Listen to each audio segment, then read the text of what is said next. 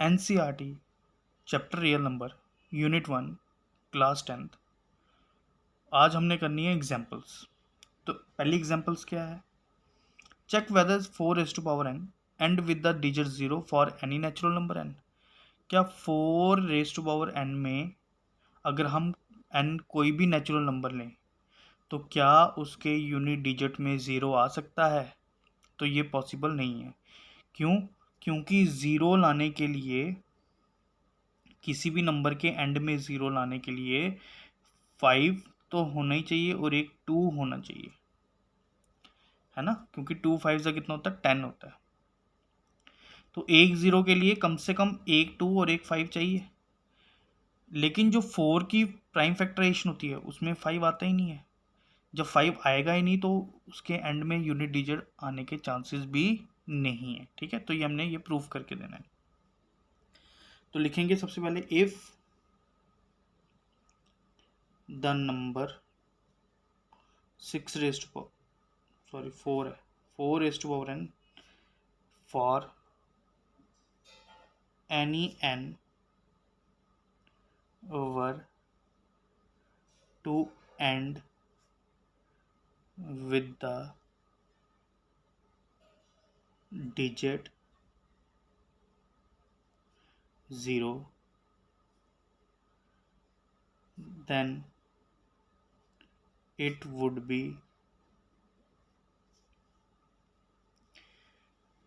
divisible by 5। कह रहा है अगर 4n में आप उसके एंड में ज़ीरो लाना चाहते हो तो इसका मतलब वो नंबर किससे डिवाइड होना चाहिए? 5 से डिवाइड होना चाहिए। अगर वो नंबर 5 से डिवाइड हो रहा है तो इसका मतलब उस नंबर की प्राइम फैक्टराइजेशन में 5 आएगा। दैट इज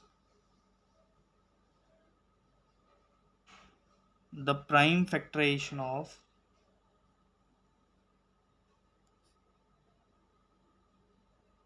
किसकी निकाल रहे हैं? 4n की। Would contain prime 5। तो उसकी प्राइम फैक्टराइजेशन में क्या आना चाहिए? 5 आना चाहिए। लेकिन ये पॉसिबल ही नहीं है। This is not possible. क्यों?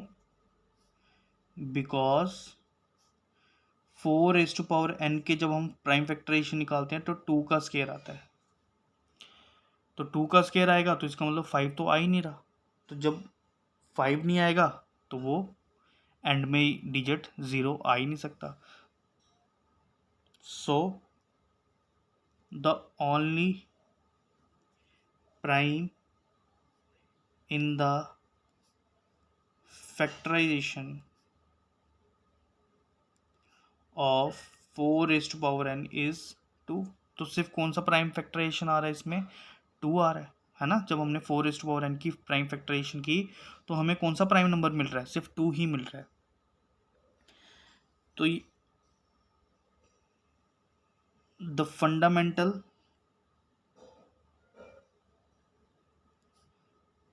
Theorem of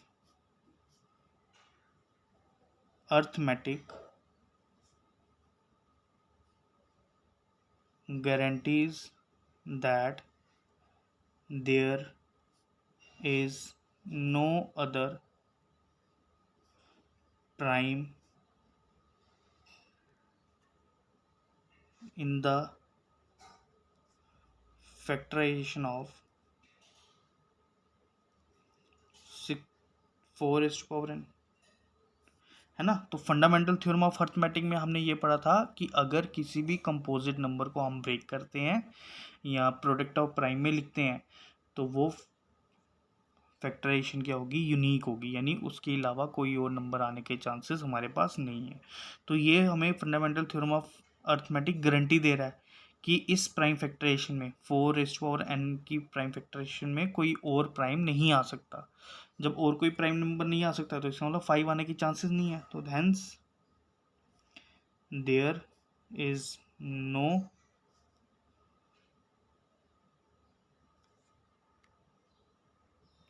natural number n for which 4n end with the, तो ऐसा कोई भी नेचुरल नंबर नहीं है जिससे 4n के एंड में क्या आ सके, डिजिट 0 आ सके। ठीक है, तो सेम एग्जांपल थी 6n, इसलिए मेरे माइंड में ज़्यादा 6n चल रहा था। ठीक है, तो सेम क्वेश्चन है आपका एक्सरसाइज 1.1 में क्वेश्चन नंबर 5। तो दोनों की वर्डिंग टोटली सेम है। तो देखो, अब 4 की जगह 5 हो तो 5 की प्राइम फैक्टराइजेशन में आपने 2 देखना है, क्योंकि 5 और 2, मैंने क्या बोला आपको, 10 किससे बनता है, 5 और 2 से बनता है।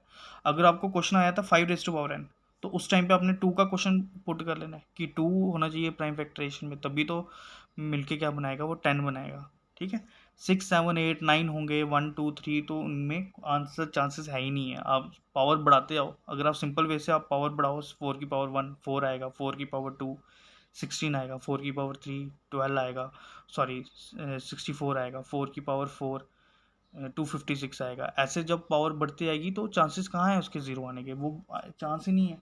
तो 4 के पावर में या तो 4 आएगा या तो 6 आएगा, इनके अलावा कोई और नंबर नहीं है जो आ सके। ठीक है, नेक्स्ट एग्जांपल है,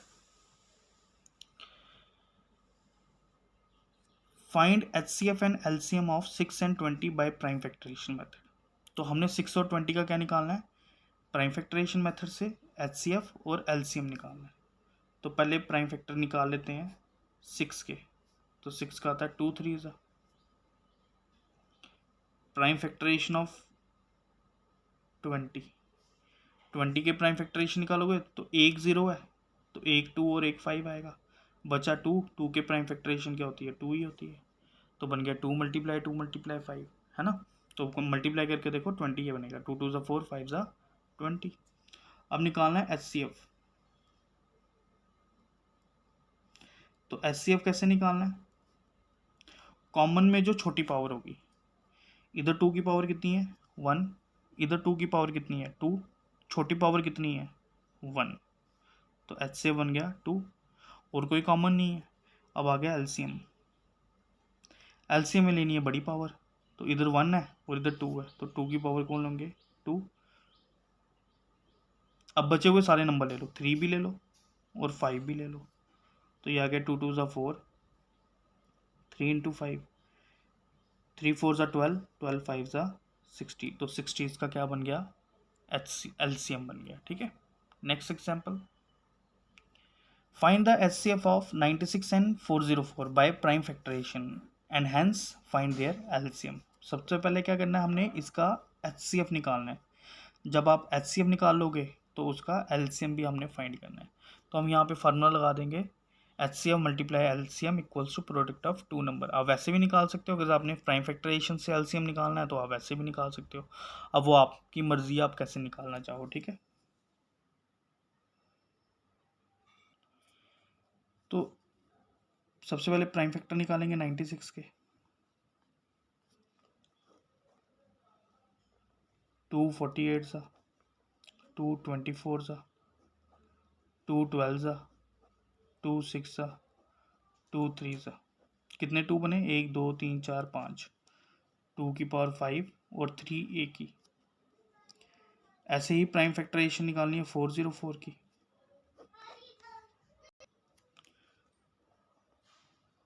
2 से किया 202 और 101। अब 101 जो है ये प्राइम नंबर है, तो ये किसी के टेबल में नहीं जाता, तो ये बना 2 की पावर 2 मल्टीप्लाई 101।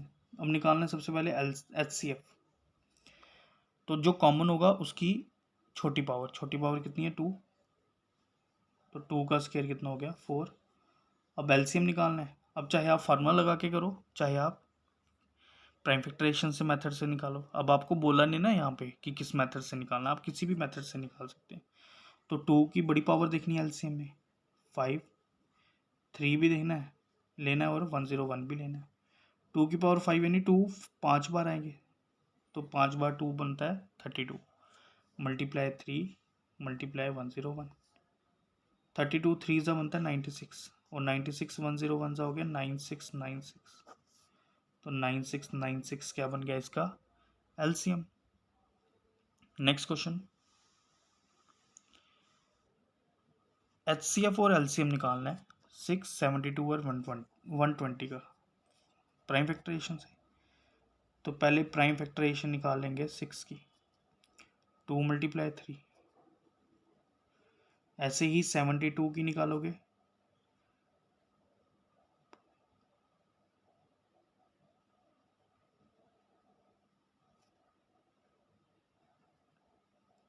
टू का क्यूब और 3 का स्क्वायर। ऐसे ही प्राइम फैक्टराइजेशन निकालनी है 120 की, तो 2 का क्यूब, 3 और 1 5। अब निकालना है सबसे पहले LCM निकालते हैं। अब जो कॉमन है 2 इधर 1, इधर 3 और इधर 3, LCM निकाल रहे हैं तो बड़ी पावर। 3 भी इधर 1 है, इधर 2 है, इधर 1 है तो बड़ी पावर। अब बचा कौन? सिर्फ 5। 2 का क्यूब हो गया 8, 3 का स्क्वायर हो गया 9, 9 8 ज़ा 72, 72 5 ज़ा 360। अब निकालना है HCF। HCF में लेनी है छोटी पावर, इधर 1 है, इधर 3 और इधर 3, तो लेंगे कितने? मिनिमम 1। ऐसे ही 3 यहाँ पे 1 है, यहाँ पे 2 है, यहाँ पे 1 है, तो लेंगे कितने? मिनिमम। तो यहाँ पे भी कितना बन गया? 3 2 ज़ा 6, तो 6 बन गया इनका HCF। तो HCF का मतलब होता है स्मॉलेस्ट नंबर जो इन तीनों को डिवाइड कर रहा है। ठीक है, HCF हो गया लार्जेस्ट नंबर जो इन तीनों के मल्टीपल में आ रहा है। ठीक है, नेक्स्ट आ गया प्रूव दैट √3 इज इरेशनल। तो जो इससे पहले मैंने पिछली वीडियो डाली थी एक्सरसाइज 1.2 में, तो हमने वहाँ पे बड़े सारे प्रूफ किए थे। Prove that √2 is irrational, prove that √5 is irrational. तो जैसे हमने वो मेथड किया था, सेम मेथड हमने √3 के लिए अप्लाई करना है। ठीक है, तो लेट कर लेंगे √3, let us suppose that √3 is rational। अगर कोई रैशनल में है तो उसको P/Q की फॉर्म में लिख देंगे, और यहाँ पे बता देंगे कि P और Q में 1 के अलावा कोई भी कॉमन फैक्टर नहीं है। तो ये कोप्राइम इंटीजर ले लिए। अब करेंगे क्रॉस में मल्टीप्लाई, ये बन गया √3 × Q और ये बन गया P। नेक्स्ट स्टेप करेंगे स्केयरिंग बोथ साइड, क्योंकि रूट से टर्म से रूट हटाना है तो स्केयरिंग से होता है। तो √3 का स्क्वायर 3, Q का स्क्वायर Q स्क्वायर और P का स्क्वायर P स्क्वायर। अब ये 3 मल्टीप्लाई है, वहां जाके हो जाएगा डिवाइड। इसका मतलब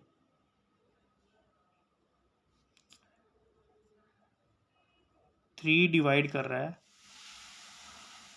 P स्क्वायर को। किसको डिवाइड कर रहा है? P स्क्वायर को। देन 3 किसको डिवाइड करेगा? P को भी डिवाइड करेगा। अब अगर 3 P को डिवाइड कर रहा है तो 3 से डिवाइड करने के बाद एक क्वेश्चन आएगा, उस क्वेश्चन को हमने क्या ले लिया? R। तो फॉर्म बना दी dividend equals to divisor into quotient, और R हमने ले लिया इंटीजर। दोबारा स्केयरिंग करेंगे तो P का स्क्वायर इक्वल्स टू 3R का स्क्वायर, P का स्क्वायर इक्वल्स टू 9R का स्क्वायर। P की वैल्यू कितनी है? 3Q स्क्वायर, यहाँ पे पुट कर दो 9R का स्क्वायर यूजिंग किससे? फर्स्ट से। तो 3 1 ज़ा 3 3 ज़ा, तो Q स्क्वायर की वैल्यू कितनी आ गई? 3R square. और अगर Q स्क्वायर की वैल्यू 3R स्क्वायर आ रही है तो R स्क्वायर की वैल्यू कितनी बन गई? Q square upon 3। अब 3 क्या है? Prime number. प्राइम नंबर किसी स्क्वायर नंबर को डिवाइड कर रहा है तो वो उस नंबर को भी डिवाइड करेगा। It means 3 divides Q square, then 3 divides Q। अब P और Q जो हैं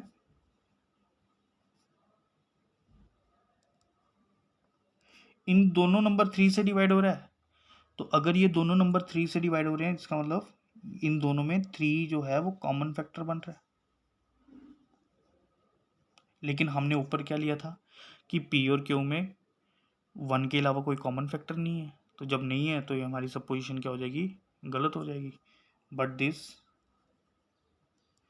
कंट्राडिक्ट कर रहा है हमारी स्टेटमेंट को।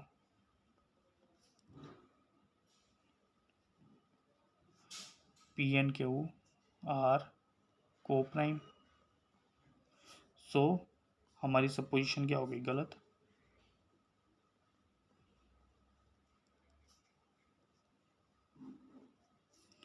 हेंस √3 क्या बन गया, इर्रेशनल।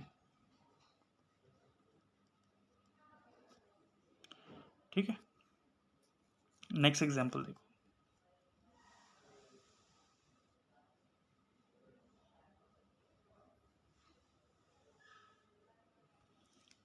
(5 - 3) को इरेशनल प्रूफ करना है, फिर ये बन गया 5 इरेशनल और ये आ गया इरेशनल। रैशनल और इरेशनल को सब्ट्रैक्ट किया तो रिजल्ट इरेशनल ही बनता है, लेकिन प्रूफ करके देना है तो लेट कर लेंगे।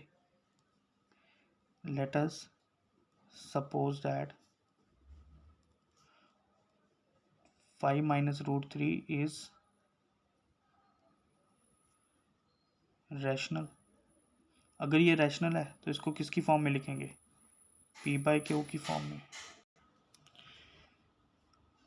अब यहाँ पे नेगेटिव है ना, इसको इधर ले जाएंगे और pq को इधर ले आएंगे, एलसीएम ले लिया तो ये इसके साथ मल्टीप्लाई हो गया, 5q - p = √3। अब वही p और q अगर कोई वैल्यू होंगी तो यहाँ पे पुट करने से क्या होगा, एक रैशनल नंबर बनेगा। अगर ये रैशनल बन गया तो ये भी क्या बना, रैशनल।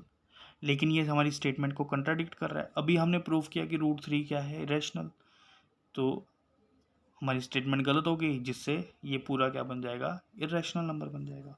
तो लिखेंगे since p and q are integers we get 5q minus p upon q is rational, so √3 is rational, जिससे √3 भी क्या बन जाएगा, रैशनल। लेकिन यहाँ पे हमारी स्टेटमेंट कंट्राडिक्ट हो गई, but this contradict that √3 is irrational. जब ये इरेशनल है तो हमारा 5 - √3 भी क्या बनेगा, इरेशनल। प्रूफ हो गया। नेक्स्ट पार्ट, इसमें हमने प्रूफ करना है 3√2 इरेशनल होना चाहिए। तो वही, ये रैशनल है, ये इरेशनल, मल्टीप्लाई हो रहे हैं तो रिजल्ट इरेशनल ही होगा। तो सपोज कर लेंगे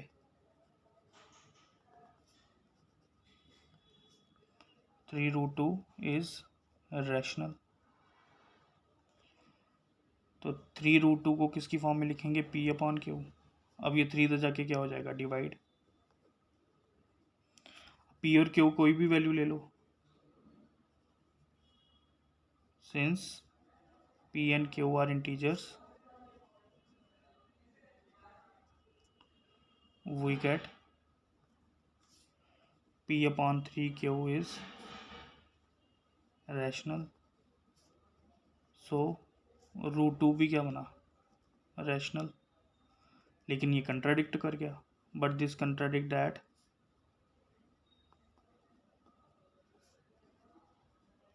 √2 क्या है, इरेशनल। तो ये हमारी सपोजिशन गलत हो गई, our supposition is wrong, hence 3√2 क्या बन गया, इरेशनल। ठीक है, ये हो गया हमारा यूनिट 1 कंप्लीट।